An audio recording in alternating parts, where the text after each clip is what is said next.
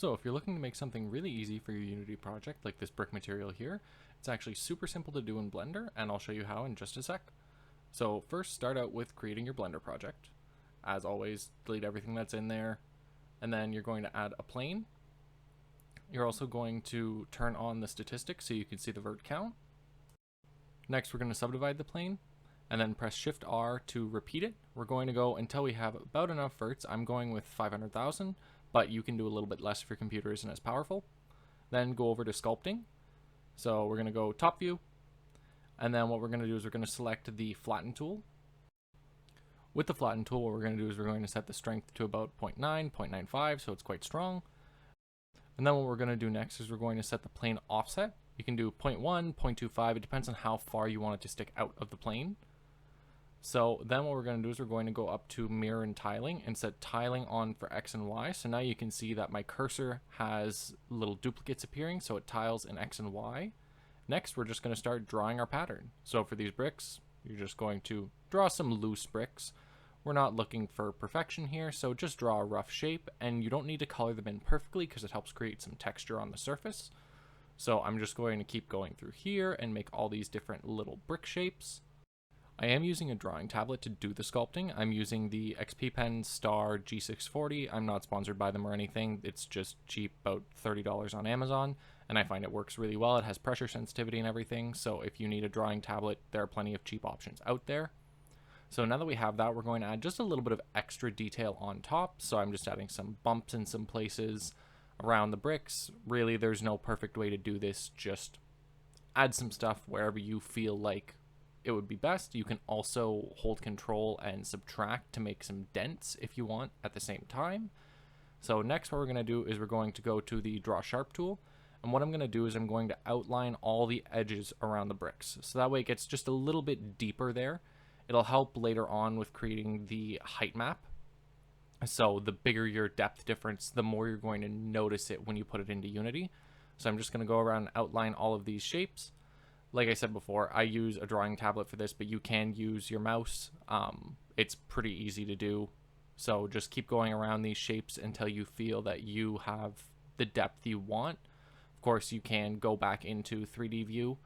However, make sure that when you're doing the actual sculpting, you're in a top-down view, because if you're not, you can start modifying outside of the Z axis, and it can create some weird artifacts on the edges when you go and make your maps later on. So just finishing this up here, of course, do whatever you want. I'm adding now some just little tiny scratches around, just something to give it a little bit more character, a little bit more depth. You can do this with any texture you want, so you can create sand dunes, you can create rocks, you can do whatever you feel. If you want to make a flat texture out of it, it's really easy to make the 3D model first and then project it into 2D. So next thing I'm going to do is I'm going to take the smooth brush, make it really big, reduce the strength to about 0.25, and I'm just going to do a little bit of smoothing around the entire mesh.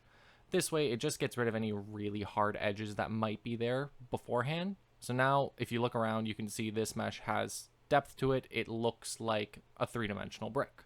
Next we're going to go to shading. So in the shading menu, what you're going to do is you're going to add a second plane, and I'm going to rename the first plane to bake, just so we know which one is the actual baking object. So we have both those planes there. Next thing we're going to do is we're going to create a material for this plane. So just at the bottom, press new, delete the principled BSDF, you don't need it. So what we are going to grab here is we're going to add a texture coordinate node.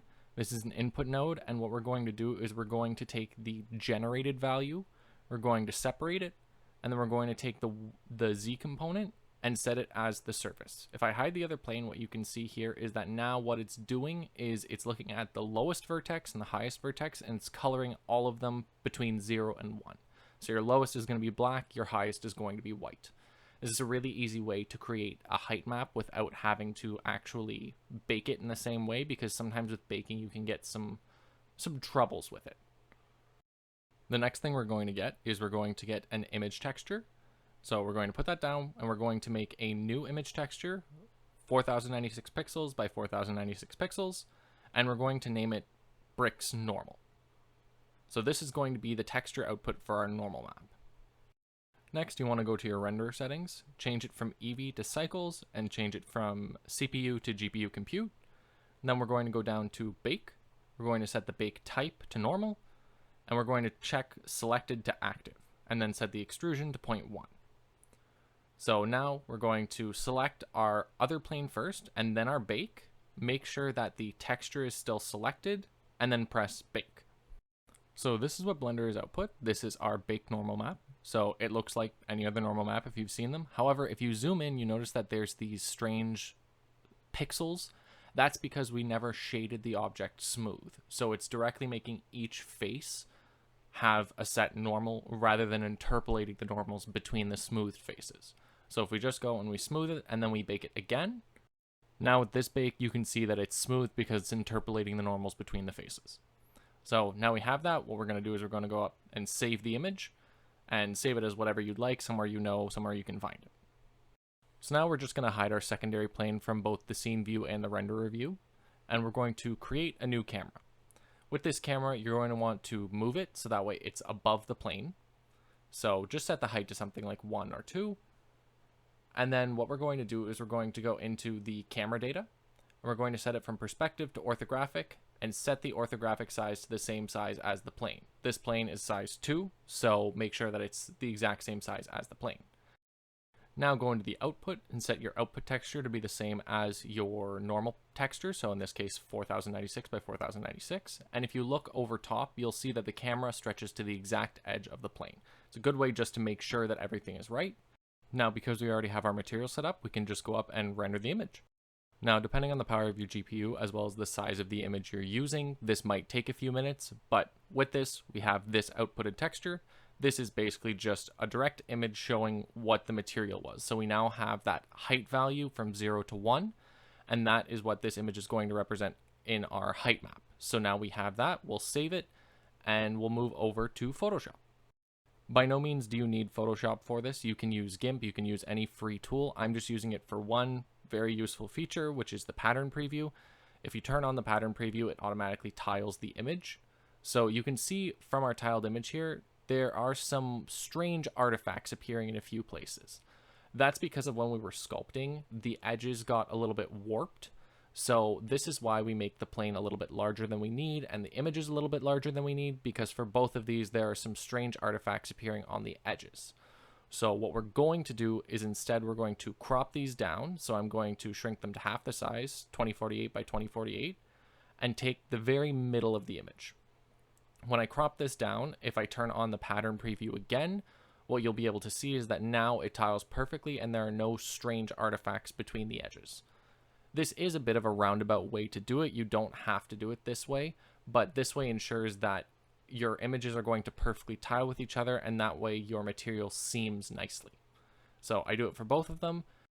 If you're not using Photoshop and you don't have access to pattern preview, an easy way to check that your texture tiles is by duplicating the texture 4 times. So what I'm going to do is I'm going to make 4 copies of this exact layer, and then I'm going to take each layer and move them into a corner. So just take one of each layer, move them each into one of the 4 corners, and hopefully whatever you're using has some form of snapping. If not, you might have to play around with it a bit. But once you move all your objects into the right corners, you can see that it does seam nicely. So everything looks good that way. Everything seams. You can collapse this image and save it. I'm going to undo it just because it does invert the image a little bit. You're now getting the corners instead of the center. So I'm just going to leave it as is, save it, and we're going to move over to Unity. So this is just a blank URP project, and I've moved these 2 textures into here. Something you want to do is go to the normal one and make sure from texture type you change it from default to normal map and apply it, so that way Unity recognizes it as a normal map. So obviously we want something to be able to apply this material to. So what we're going to do is we're going to create a sphere and just add that into our project. So it'll take a sec because it might have to reconstruct it since it's the first time that you're putting anything into the project. But now we have this sphere, and we're going to now create a default material and just rename it to bricks test. So since we're going for something super simple, we're just going to set most of the maps to be the height map, the black and white one. So our base map, our height map, and our occlusion map are all going to be the black and white image, and then our normal map is going to be the normal image. Unfortunately, how I recorded in OBS doesn't actually show any of the pop-ups, so I can't show you exactly what I'm clicking, but I'm just setting it to the black and white map for the height, occlusion, and base maps, and then the normal map to the normal map. I also am going to modify the color a little bit, pick something, maybe a reddish orange, because we want these to look like bricks. So set that, and then we also have two values here. We have our height map and our occlusion map values. So once I set the material here, wait and see once it loads. So tiling's a little off, so we'll just increase it so we can actually see what we're looking at. So you'll notice the normals are actually backwards. So what we do is we exported them in OpenGL, but this is DirectX. So you just have to go into the normal texture and flip the green channel. That will make it so it's the proper height. Now, if we modify the height map value, you can see it creates false height in the object. A height map basically simulates depth in an image without actually having the geometry there. So it is less performant than a flat texture, but it's much more performant than actually having this detailed geometry, right? The image we made this out of was 500,000 verts. This is a lot more performant.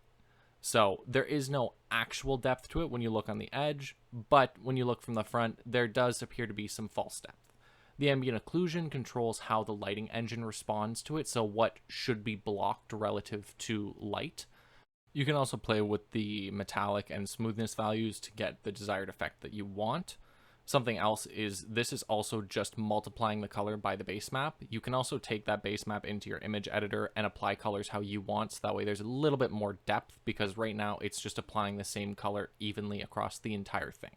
And that's really all there is to it. I've made these 6 materials in under an hour using this technique. It's super simple, super easy. There is definitely some more to it if you add better color maps, and you can also play with metallic maps, different things like that to create an even more in-depth texture. However, with this how it is, it creates a super simple way. You can make it in less than 15 minutes, and you have something you can put in your project. If you like this, let me know. Please leave a like, leave a comment. I'm happy to make more videos. I'm kind of just giving this a shot to see how it turns out, but if people like it, I'm happy to create more.